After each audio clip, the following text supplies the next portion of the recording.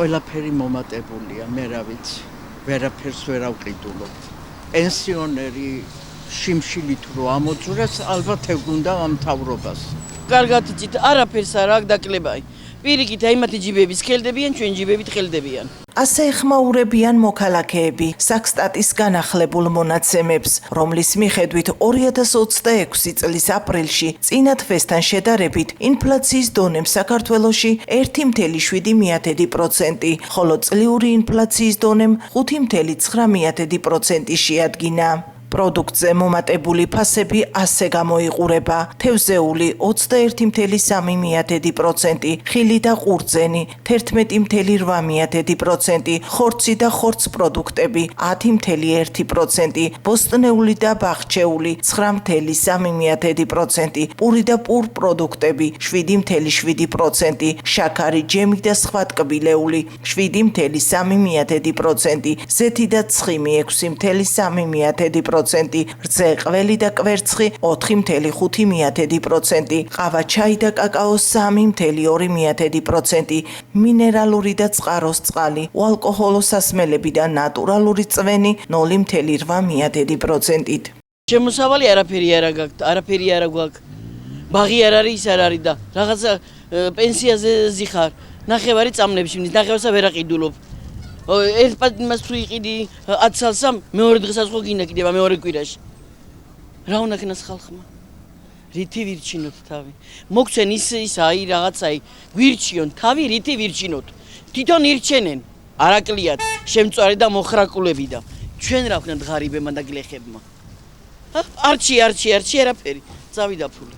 კობახიძე საზღვრავს გაყინული ხორცი რა ღირს მაღაზიაში. იმ მაღაზიაში გაყინული ხორცი ღირს 10-12 ლარი, ბაზარში კიდე 30-35. ყველას არ აქვს. პენსიონერი ვარ, პენსიიდან პენსიიდან წამლებს ძლივს ვყიდულობ. რომელ საჭმელზეა ლაპარაკი? ხორცი რამდენი ხანი არ მინახია თვალით. რა ვიცი შურაი, როცა შევდივარ მაღაზიაში არა.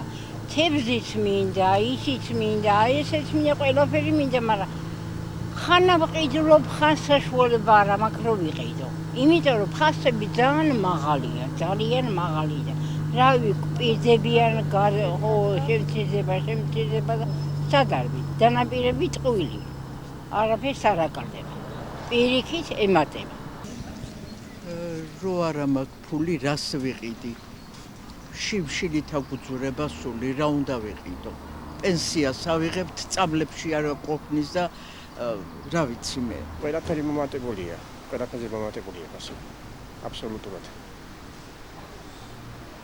აი რავი როგორ უნდა ვიცხოვროთ ამის მე რა ვიცი ხონდათ მომდები რომ დაიკლება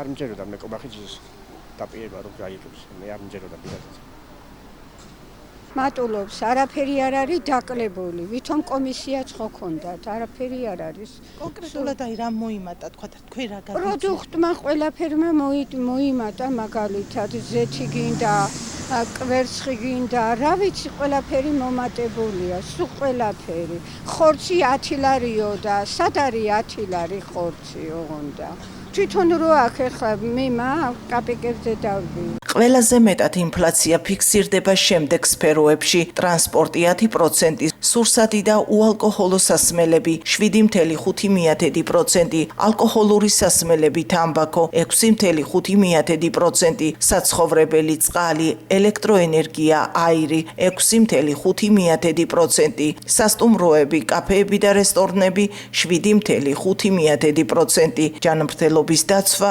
4,9%.